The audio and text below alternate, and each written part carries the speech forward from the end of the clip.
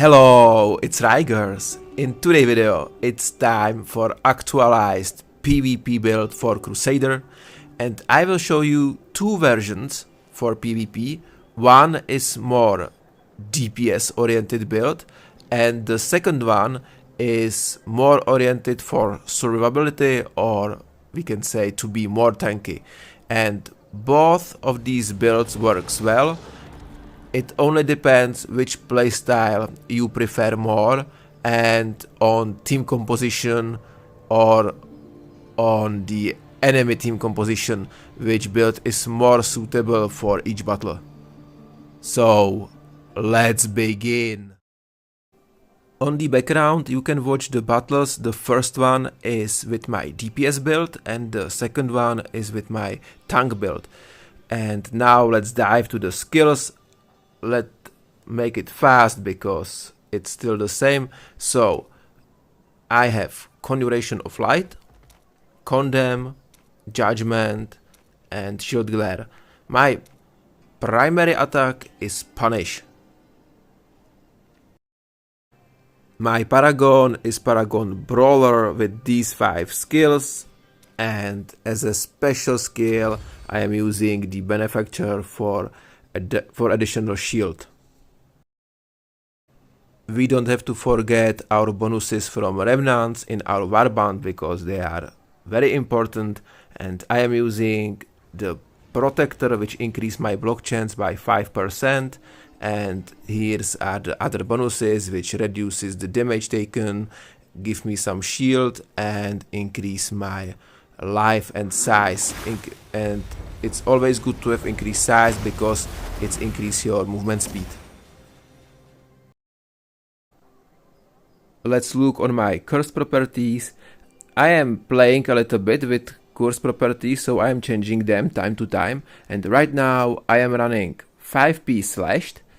Your primary attack now has a chance to generate 3 crackling whips that target nearby enemies and deal 24% of your damage per second over 3 seconds to any enemies in their path. Additionally, when an enemy dies while still taking damage from a whip, it will explode for 12% of your damage. Effect cannot occur more often than once every 12 seconds. The reason why I am running this, even though that Crusader's primary attack is not much good, is the cooldown is only 12 seconds, and if you want to run 6 pieces then the cooldown is only 9 seconds, which is good. And then I am running 3 pieces netlot because after I gain a shield for 6 seconds every time you are a hit, you will counter attack dealing 40% of your damage, which is good, and it has, with 3 pieces, it has 60-second cooldown. Let's move to my set pieces.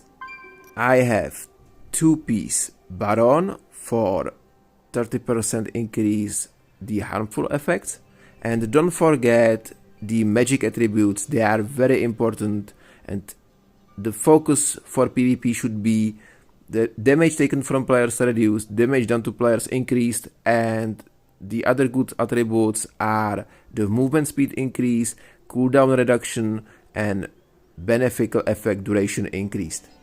So it's 2-piece Baron. Then I have 4-piece Angmet. As you can see here, I have the beneficial effect duration and maximum life. For Crusader, maximum life is good stat. And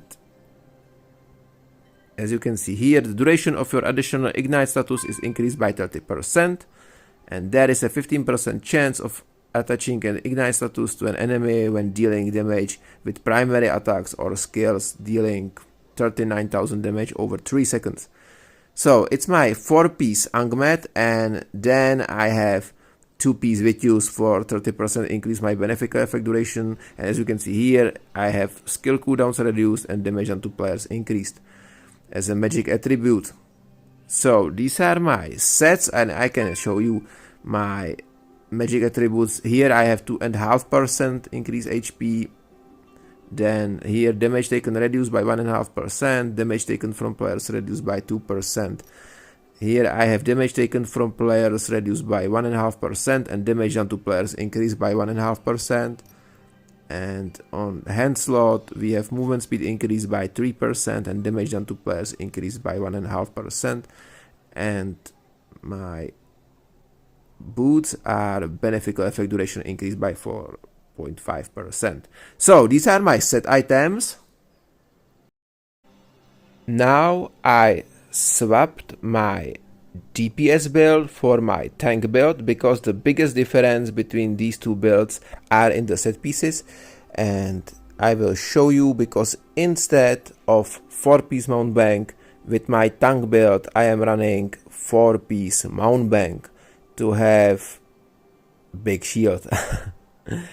So this is the biggest difference, but actually I have to say that I have more success, a little bit more success with my tank build than with my DPS build, but the reason is because of my legendary gems, which I will show you in few seconds, and because of my secondary stats.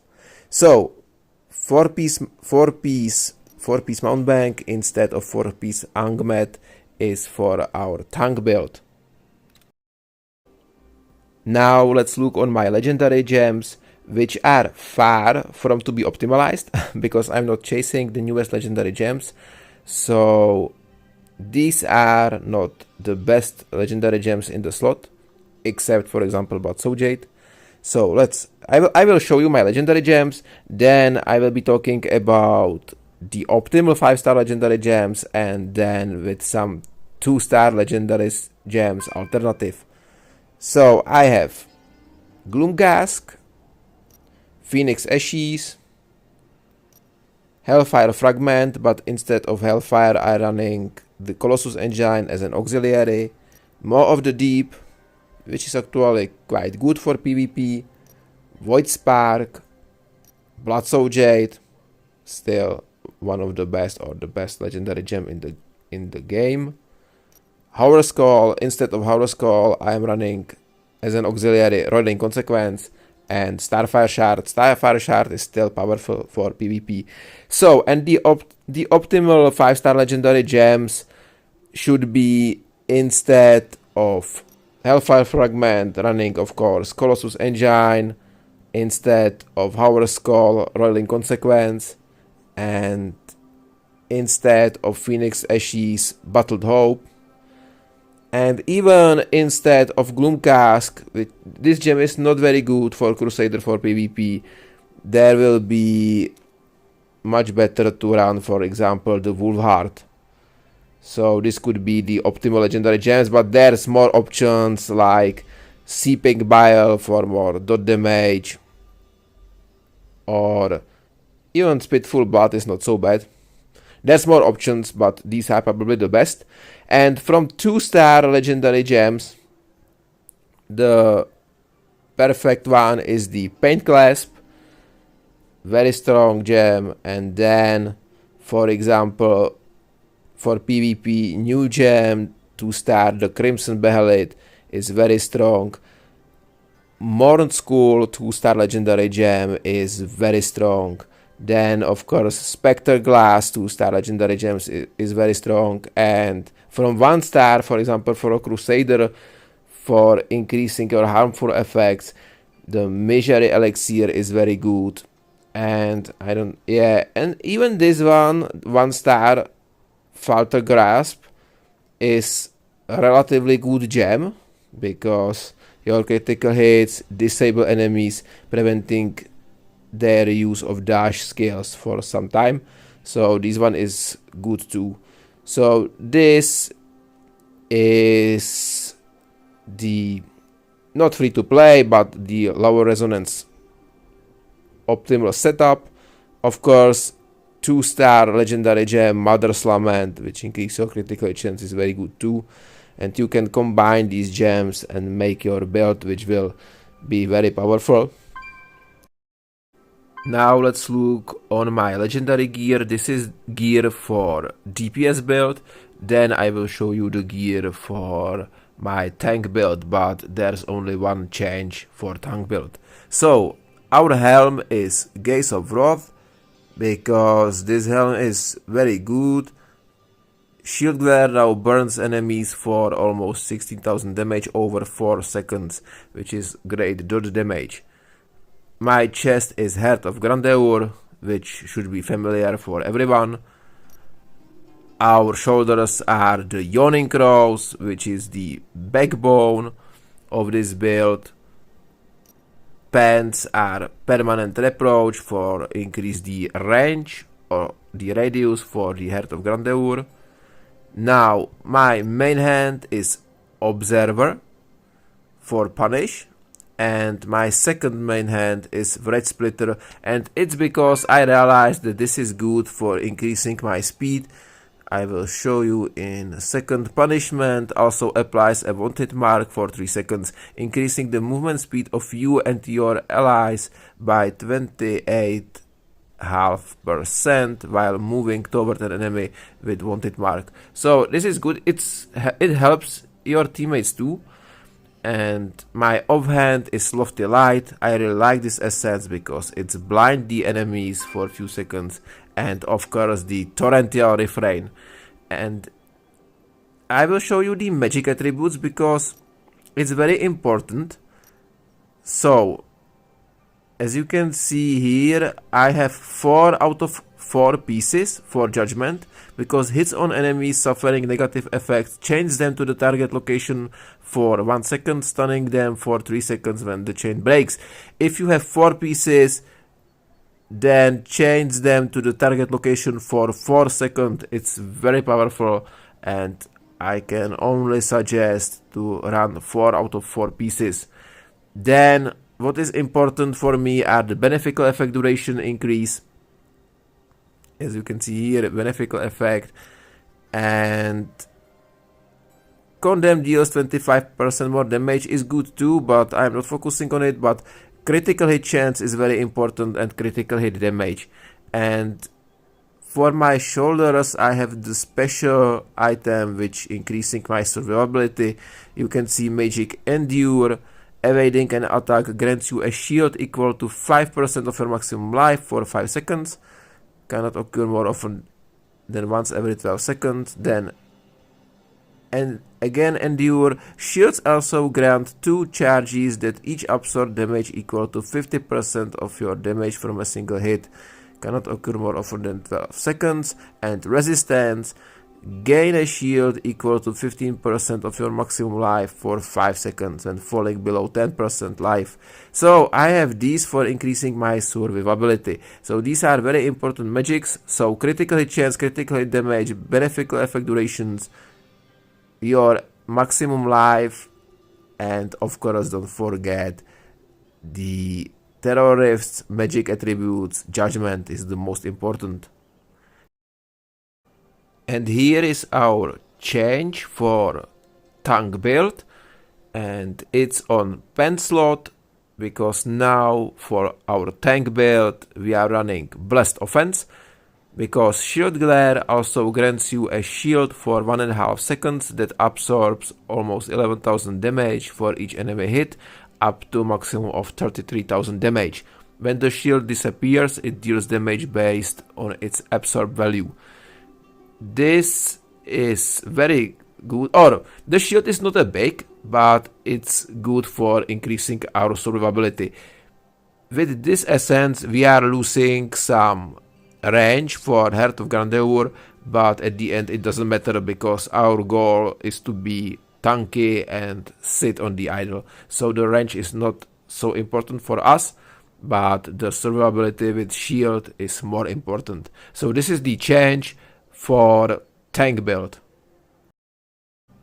Now let's look on my reforges. When I am focusing on these attributes, damage to players increased by 1.5%, attack speed increased, duration of beneficial effects increased, damage taken from players reduced, and all skill damage increased. You can, so of course, change some things, like for example the skill damage or the attack speed for HP, for increasing your HP, but I like this more, and these bonuses I have on all of my gear. Now I will show you my stats. Currently I have on my tank build, but the difference in stats is not big, so it's enough. You can see my damage, life, combat rating, and here's the secondary attributes. For DPS build, very important is high potency. Unfortunately my potency is very low, and armor is always good to have high with Crusader. And for the tank build, very important is armor and resistance. Potencies for tank build, potency is not so important. So DPS build, armor, potency; tank build, armor, resistance. You can see my critical hit chance, which is 30% from gear and other stuff, which is not bad as a base. Critical hit damage 33%, my attack speed 12%, cooldown reduction 19%, movement speed 18%, and that's it, guys. So now it's time to move our DPS test on training dummy, when I will show you the DPS from my DPS build, and then we will compare it with DPS from the tank build. Let's start our DPS test with our DPS build. Let's go on 10-second window.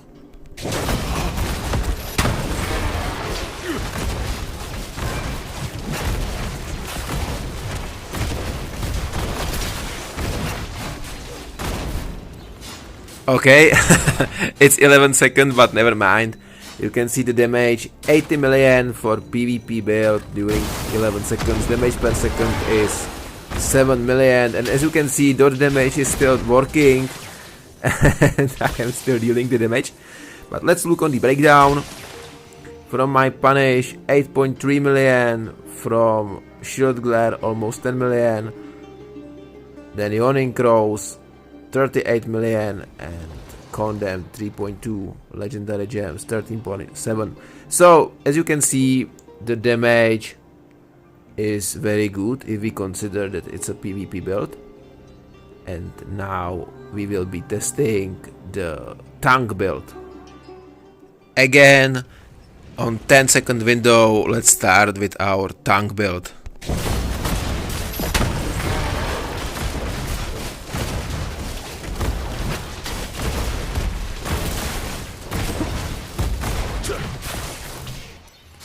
And let it be 11 seconds again, and you can see the DPS drop. It's quite high, or it's bigger than I thought. There are some dots still working, and it's mostly from my shield glare. But as you can see, 62.6 million, and damage per second 5.7. Let's look the breakdown. Damage from punish, even though is higher, it's 10 million. From lofty light 8.9. From yawning crows 28.3 and 2.7 from condemn legendary gems 11.5.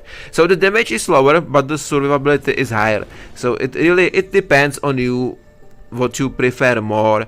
If you prefer the survivability over the damage, or the damage over the survivability, it's dependent on your teammates and on your enemies, because sometimes the survivability is better, sometimes the DPS is better. I can suggest you try both of these builds and then choose which one is more suitable for you. Thank you guys for watching, and see ya next time.